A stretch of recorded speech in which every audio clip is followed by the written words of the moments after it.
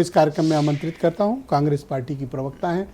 आप मुझे बताइए प्रियंका जी, दलित समाज उत्तर प्रदेश में या देश में आपके ऊपर भरोसा क्यों करे? आपने इतने वर्षों तक रूल किया, आपकी पार्टी, सुन लीजिए, दिया क्या आपने दलितों को? आज भी वो जहां थे वहीं हैं। ब्रिजेश जी, सबसे पहले तो मैं कहना चाहूँगी, नाम बदल रहे हैं तो कम से कम एक नाम और बदल दें। चढ़ावा चोरों का नाम बदल के भारतीय जनता पार्टी और आरएसएस की गरीबी हटाओ अभियान रख देना चाहिए। खैर चलिए, वो तो नहीं करेंगे, ये उनको बचा रहे हैं बेचारे चढ़ावा चोरों को, बहुत प्यार है आज भी दलितों को विमर्श के बाद के बजाय आपको चढ़ावा। अरे नाम बदलने से याद आया ना, यही मैं कहता हूँ, नाम बदलने से याद आया। नहीं, गंभीरता का भाव तो भारतीय जनता पार्टी को नहीं रह गया। तभी जब मुख्यमंत्री जी आज बनारस पहुंचे तो कुर्सियां खाली थी, जनता गायब थी, बस खाली अपना ही भाषण चल रहा था। खैर, ये जो आप बात कर रहे हैं, सवाल ये उठता है कि भारतीय जनता पार्टी पिछले 10 साल से सरकार में है, यहाँ भी सरकार में है और केंद्र में भी सरकार में है। अब पूछेंगे इनसे इन्होंने किया क्या? पहले तो इन्होंने संविधान को ही खत्म करने की कोशिश की, जिसके बिहाफ पे ये हारे 2024 में। आरक्षण पे किस तरीके से ये वार करते हैं वो देखिए। अरे नाम आप बदल देंगे, उसके साथ में आरक्षण पर कब बात करेंगे? 69,000 शिक्षक भर्ती पर कब बात करेंगे? आप जो 11,515 से करीब इतने पद हैं जिनको आप खा गए, डकार गए, कुंडली मार के बैठे हुए हैं, उस पर कब बात करेंगे ये बताइए। आरक्षण कैसे जो है नाम के लिए रखा हुआ है? आपने किसके कहने पर वो आरक्षण हटाया ये बताइए। कौन है सरकार में ऐसा जो आरक्षण विरोधी है ये बताइए। Not found suitable. ये जो है, ये भारतीय जनता पार्टी का एक तकिया कलाम बन चुका है कि परीक्षाओं में इसको जो है अच्छे से वो कर दो।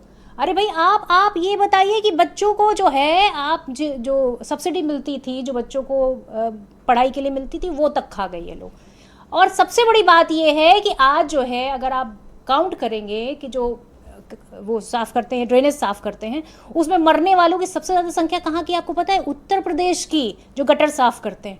तो आप ये बताइए कि आपने किया क्या है इतने दिन में उनके लिए, ये बता दीजिए। वो बेचारे 69,000 शिक्षक भर्ती, वो रोज बेचारे रोज कहीं ना कहीं धरना कर रहे हैं, रो रहे हैं, गा रहे हैं। डबल बेंच से भी जो है पूरी तरीके से जो है बता दिया गया, फिर भी नहीं इन्होंने उनको जॉब। अच्छा, 5 साल से बेचारे वो घिस रहे हैं, वो तो नाकाम है।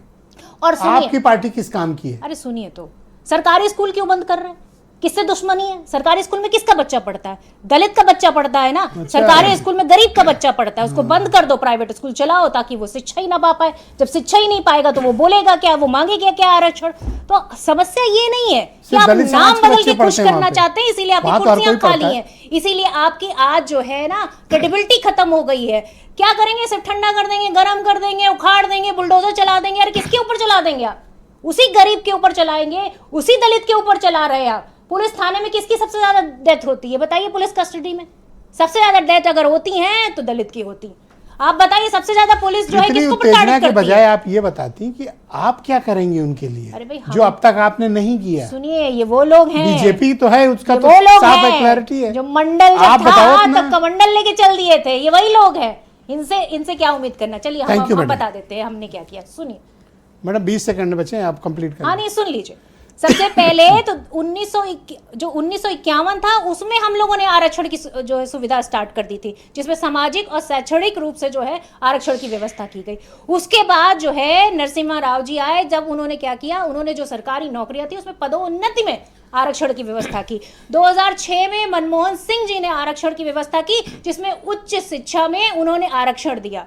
और सिर्फ यही नहीं किया, उन्होंने ये भी किया कि स्कूल में जो बड़े बड़े विश्वविद्यालय हैं, उनमें जो IIT IIM है, वहां पर जो है आरक्षण की व्यवस्था की। बल्कि सिर्फ यही नहीं, राजनीति में भी आरक्षण की व्यवस्था की।